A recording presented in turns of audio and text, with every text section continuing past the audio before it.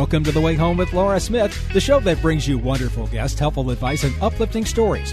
The Way Home. Live inspired. Here's your host, Laura Smith. Last week, I had the great pleasure of interviewing a young man who is co-starring in a film by the name of Bang Bang. I know. We talked all about that and what it was, who Bang Bang was. But the young man, Andrew Liner, I think that he just felt very inspired and very grateful to be a part of this beautiful, I would say, sort of along the lines of an art film that is also great, poignant themes, something along the line of Rocky, because it does involve boxing. And it's just the type of film that I think that we need again in this country. Good thematic stories with a lot of tension in there, with some beautiful undertones of relationship. And this time with a grandfather who is a prized boxer and tutoring under the tutelage of him to his grandson, who he was estranged with. So it's an interesting theme. It's set in Detroit, all of 3 hours from here, gritty Detroit back in the 80s. And right now we have the great good fortune of having the director of the film, and that's Vincent Grashaw. He is part of what is now a film that has hit the circuit of a lot of the film festivals and gotten some awards. And Bang Bang has finally arrived into selected theaters around the country. So, Vincent, thank you so much for joining us this week. Thanks for having me, Laura. Appreciate it. What drew you to the story? Besides, obviously, you're directing it, but what was it that you saw with it? Did you have any hand in the writing or producing it all, or were you were given the project and asked to do it? How did you get involved? Yeah, I typically prefer to direct other people's scripts, I guess you would say. I've directed 6 movies now, and 4 of them I did not write. And I just love that process. And so a producer friend of mine, Jesse Ozeri, sent me the script, and it was a friend of his, Will Janowitz, who wrote it. And he just knew I would like it. Jesse he's a tastemaker kind of guy, and he knew me as a person. And boxing is something that's close to home. I've always loved the sport. My grandfather was a boxer in the 40s, a Golden Gloves fighter in Michigan, in Saginaw. And so when I read this, it just really hit close to home. And I thought it was also a unique take on the boxing subject. It's got the tropes of the boxing elements we love in movies, but also it veers off into a unique territory that you don't quite expect as well. And so I just really responded to it, and I took it from there and showed my producing team and investors, and we all loved it and went and just did our thing and made it. What is it about boxing, movies about boxing? I am one of those people who I have never sat through a whole boxing match. I cannot watch it. It's hard for me. It's just something that I don't gravitate towards. But yet boxing movies are always fabulous. And there's always these great themes and these amazing actors. And I know that you also, you had really wonderful people in the film, I think, that probably brought, well, especially Bang Bang, and how he brought this to life for you, this character, this crusty old character who sort of is pulling himself out of he was a great boxer, but then he just sort of fell into that thing, which probably happens to a lot of older athletes, I would imagine. But in the way that he did, he kind of went all the way to rock bottom. And it was this opportunity to coach his grandson that kind of brought him out of it. And you don't know throughout the film whether he's really redeeming himself or if he's just hasn't learned a thing. What about his character was it for you that was easy or hard to direct, because having to walk that fine line between, finding a character that you actually have sympathy for, but him being hard to like? Yeah, I mean, in terms of the movie, I'll get into Tim Blake Nelson and his performance in it. He really threw himself in there. He trained for about 5-6 months to get in shape, not only get in shape, which was a less of a concern for me, because he's not typically an athletic type of guy. He's more of a featherweight. It wasn't necessarily written for a featherweight either. We thought it would, he wasn't the first person we went to, actually, and he knows that. But he really threw himself in there. He loves a challenge, and I couldn't be in better hands with a professional like him. I mean, he really knows how to dive in, and not in some method way, but just, I mean, the guy's a kind of off the charts genius anyway. But for me, it was more about him training to learn the muscle memory, and because these boxers, you never lose those qualities no matter how old you are. If somebody's showing you how to throw a jab or slip a punch, the second you see them do it, it's like they know how to fight, and they know what they're doing. And so it was more important for me for him to have that. I didn't care whether he was in shape or not. That was just a decision he made on his own, and it was wild to see his transformation. In terms of the sport, it's unfortunate. Most people, when, these fighters, they step in the ring, they're famous, they make a ton of money. This movie is more about the aftermath of what these fighters are left with post-career. And if you don't take care of yourself, and if you're unfortunate enough to have brain damage, or there's many factors, you're not really looked after by a federal commission.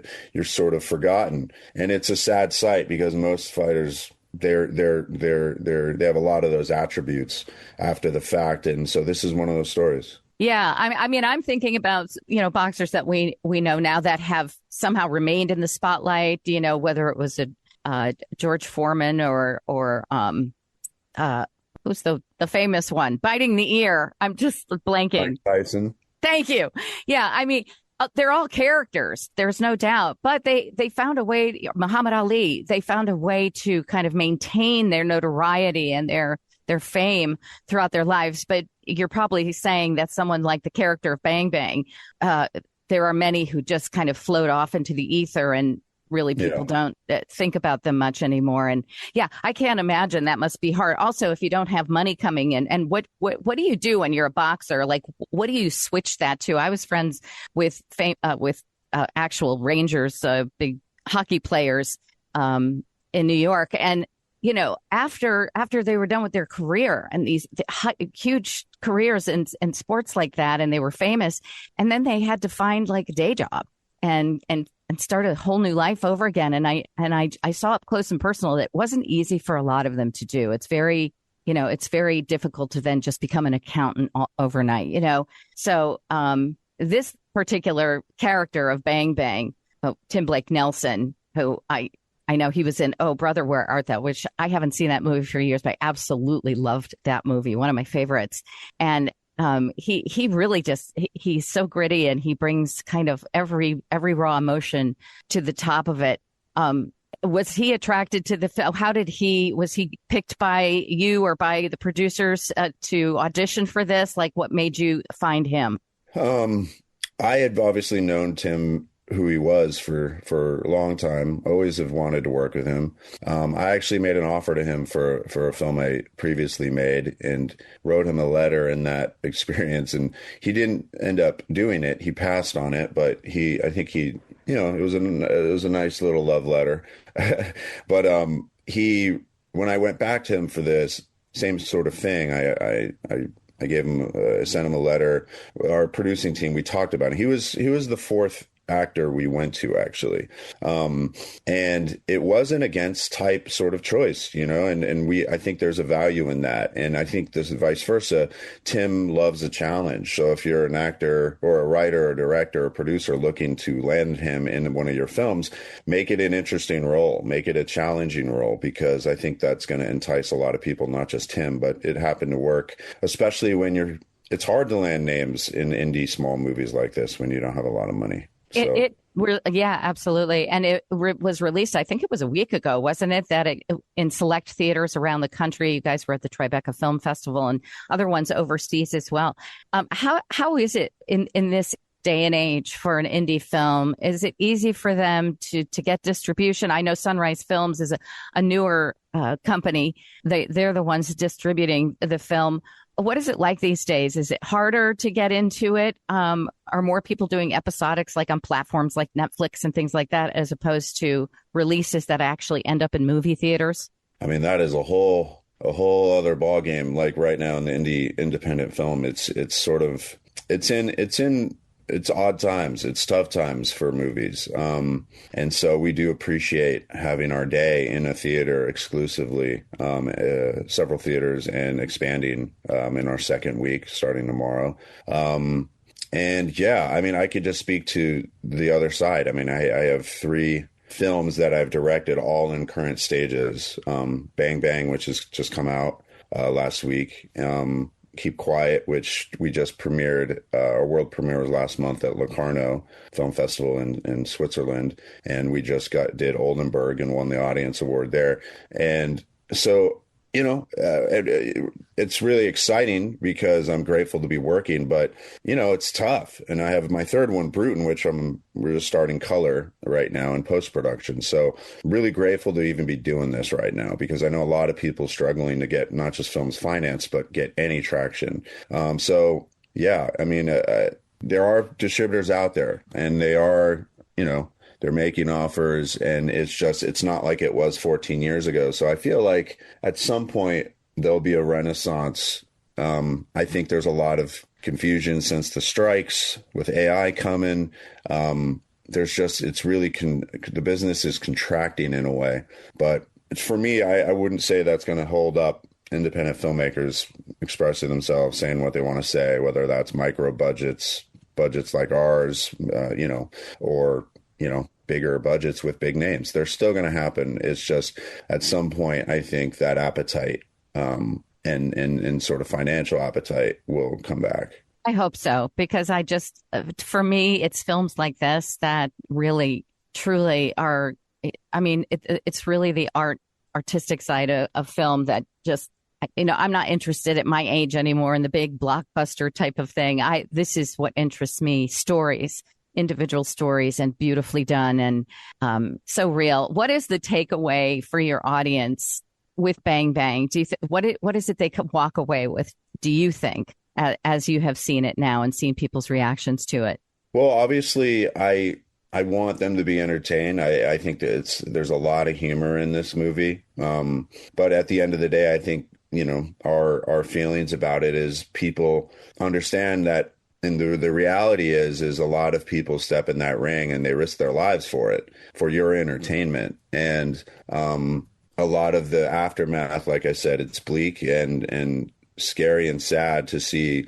You know, it's like NHL and the other sports. They have pensions. They have they're insured. There's a lot more that they're protected, and it's just boxing is more like the wild west, and so you hear when people say like a fighter is scared or ducking somebody, it's the furthest thing from the truth. All these fighters are stepping in that ring, 1, to make money, 2, to kind of create a legacy, hopefully, achieve their dreams, the belts, whatever it be. But there is a lot that they sacrifice for us. And so I hope that by the end of this, which kind of has a gut punch resolution to it, that they take some of that in mind. Mm-hmm. No pun intended. I love that. And Andrew Liner, he was an interesting, the young man who plays the grandson that is being tutored by Bang Bang, the character. And I can imagine. So happy for you that you have multiple projects going on. That's really amazing. And really, in this, like you said, in this day and age, it's not an easy thing. So the fact that you've got multiple going on, that says something for your prowess. And so I'm happy for you. And I want to be able to see the film. How can people, if it's not playing, like I'm in northern Indiana, right on the Michigan border, would I have to go to Detroit to see it? Like, where would I be able to actually go to a brick and mortar cinema and actually find it? Yeah, I mean, I actually, right now, I'm waiting to hear from the distributor on all the theaters that it'll be expanding to. And so, yeah, I'll have to send you a message after this with all the theaters that it'll be in, and we'll be sure to do that. And I think come October, it'll be available on demand, like for transaction, right, and renting and buying.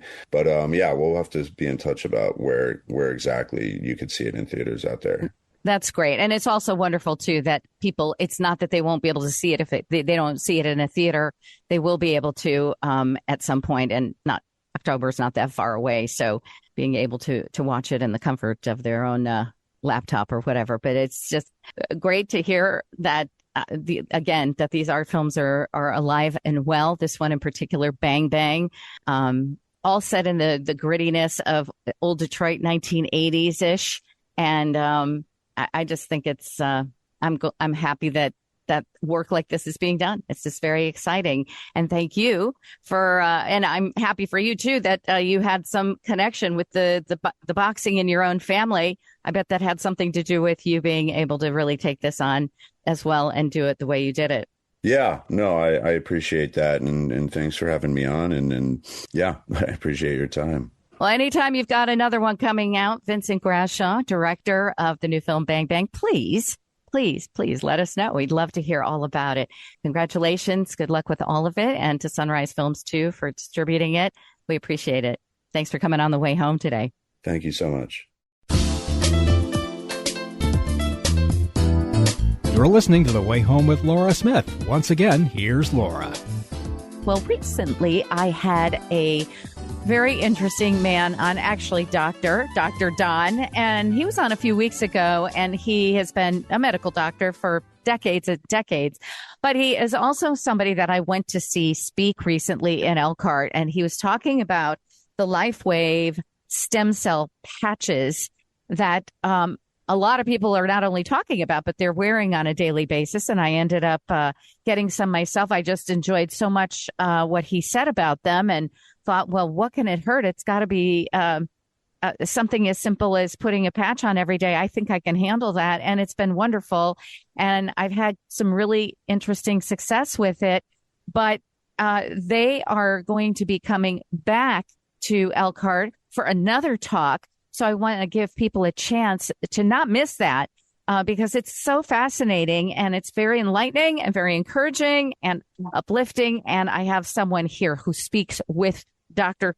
Don when he does. Valerie Delinski has been a nurse for 34 years, an RN. She doesn't look a day over 25. You can't see her. I'm on Zoom with her. But yeah, that's for sure. Valerie, thank you so much for joining us.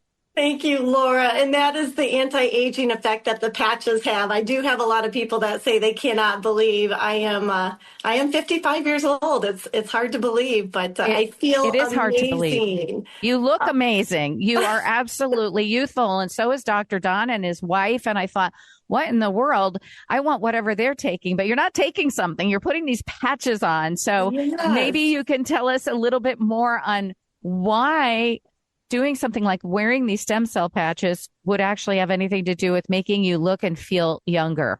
Oh my gosh, I would love to, Laura. These little patches, I call them little miracle patches. And I will tell you what, being a nurse, I was so skeptical when I first heard of these. Dr. Don's wife, Susan, had reached out to me. It was about a year ago in January. I was having some medical issues where my doctor was testing me for rheumatoid arthritis. I was getting a lot of swelling and inflammation in my body. It would come and go monthly. It would start on a right side for 4 days, and I would move to my left side. We could not figure out what was going on. And Susan reached out, said, you need to get on these patches. And I thought, there is no way putting a little sticker on my skin is going to change anything in my body because I'm a nurse. My mind doesn't work like that. But, and I'll be honest, I tried the patches for a few days and I put them in my drawer because I wasn't feeling anything. And I continued to watch Susan, not telling her I put those patches in my drawer. And she was sharing testimony after testimony of people getting this just miraculous healing in their body. And I thought, I have got to get those patches back out. And let me tell you, I have been patching consistently. You know, it doesn't work unless you use it. I've been patching consistently since last August, and I will tell you, I have not had that swelling in my body one time since last August. So I know the patch is working, and what it is, it's wearable light therapy. What I love about these patches is that they're non-transdermal, meaning there is no medication going in your body, so it's not going to interact with anything you're taking pharmaceutical-wise. This works with the light of your body, the 98.6 temperature that we all carry. We all have a body heat. It reflects off of a little organic matrix in the middle of this patch. It reflects at a specific wavelength to go back into your body to elevate and activate GHKCU copper peptides, which is in turn elevating and activating your stem cells that are in your body. So as we age, the normal process, by the time you're about 30 years old, you're at about a 50% reduction of your stem cells that we're born with, the activity of them. By the time you're in 65, you're down 90%. So this is the time we're all starting to feel the aches and the pains and the, just feeling creaky. And these patches are just so miraculous. You wear them daily. You put them on in the morning. You take them off at night before you go to bed. And they're activating. A lot of people can feel the energy that it gives you. You're going to sleep better. You're going to have more energy through the day. My hair is growing longer and thicker. Again, my swelling is gone. The inflammation in my body. The testimonies that we are hearing at our events have just been nothing short of mind blowing. And I will tell you, we don't claim to heal, treat, or cure, but it's something coincidental that the people that have been wearing these patches are seeing such amazing results. I have a girlfriend who had migraines for the past 20 years. And after 1 week of wearing them, she said, I just noticed I didn't get a migraine this week. She has been wearing these patches for the last 7 months and has had no migraine headaches. So that's just one instance as to what these patches can do. But what I love, for every 6 weeks that you're wearing these patches, you can literally reverse age your cardiovascular system by 8 weeks. And that is documented. We have more than 80 clinical studies to prove how well these patches are working. And if people want to see those clinical studies, they can go to drdonmd.com to review and research the patches and see the studies right on there firsthand. And that's Dr. Don, DRDONMD.com.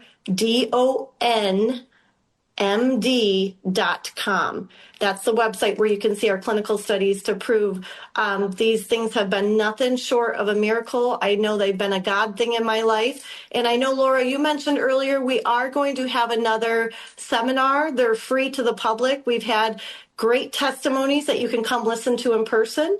And also we have Dr. Verholst. He is an MD coming from Grand Rapids, Michigan to be with us this day.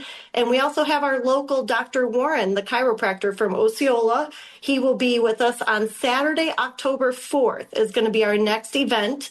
And we are going to be actually at the Penn Harris Library, Mishawaka. We changed the location a little bit. We're going to be in Mishawaka, and that's going to be at 10:30 a.m. Again, it's free. We're going to have some coffee, time for question and answer at the end, to where you can personally ask Dr. Don questions regarding your own personal health issues that you might be struggling with. And I guarantee, I just know that I know these patches can help so many people. Yes. I remember, so I went to see you guys. That was a first time that I had done that. I saw you in Elkhart. And yes, Dr. Warren was up there, and he was talking about how, with all the chiropractic work that he does, his joints can sometimes really hurt in his hands. Obviously, he's manipulating people's bodies and stuff. And so he said one time he just took the patch and put it right on the spot on his hand.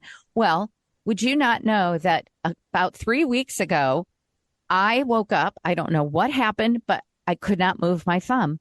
It felt like arthritis. I'd never had it before, but I couldn't even pick up my glass to drink my water in the morning. And I said, what in the world is going on? So I remember Dr. Warren, I went and got one of my patches because I bought like a 4-month supply or something. I put it on my finger, on my thumb, which I thought, well, that looks funny, but it did stay on. And within 2 hours, the pain was gone. It's never come back. To this moment, I still am like scratching my head. I'm like, did that really happen? And is it really true? But it did. And so I vouch for that. So it was really, to me, that's when I said, okay, that does it. I'm wearing these every day, because I was being a little bit like you, putting them in the drawer. Oh, I'll remember them today and then I'll forget it tomorrow. Now I don't. I wear them every day, because I'm like, if it did that to my thumb that had that much pain so quickly, I said, I'm wearing these every day. So I thank you so much. And just let's tell one more time, so people are going to get an opportunity to hear both. Well, all three of you, actually, right? Yes. Dr. Warren, Yes. Dr. Verholst, and you. Yes. And the three of you are up there, and it's enlightening, it's inspiring, it's educational, and I know you won't regret it. And it's free of charge. What else? What's free these days? Even the coffee, right? So even the coffee. Yes. Even the coffee. If anyone would like any more information about the event that's happening on October 4th, you can call Valerie at 574-292-4900. That's 574-292-4900, and say that you heard this on Laura's show. Valerie Delinski, RN, thank you so much for coming on today. Again, it is October 4th at the Penn Harris Library, 10:30 in the morning, and you're going to get to hear some of the best conversation and instruction and interesting news that you've heard in a very long time about these X39 Lifewave patches, the stem cell patches. Thank you so much. Thank you for having me, Laura. And we will have some stem cell patches there if you want to try on hand. I'll personally patch you if you're having pain. And just come on out to listen. It doesn't cost you a cent, and I bet you will find it very educational. I know you will. Thank you so much. Thank you. Appreciate it. Thank you for listening to The Way Home. Each and every one of you are a part of the Way Home family, and we just wish for nothing but great happiness and safety and good health and prosperity, success, everything that you can possibly have to make your life a good one. And we'll see you next time on The Way Home. I'm Laura Smith.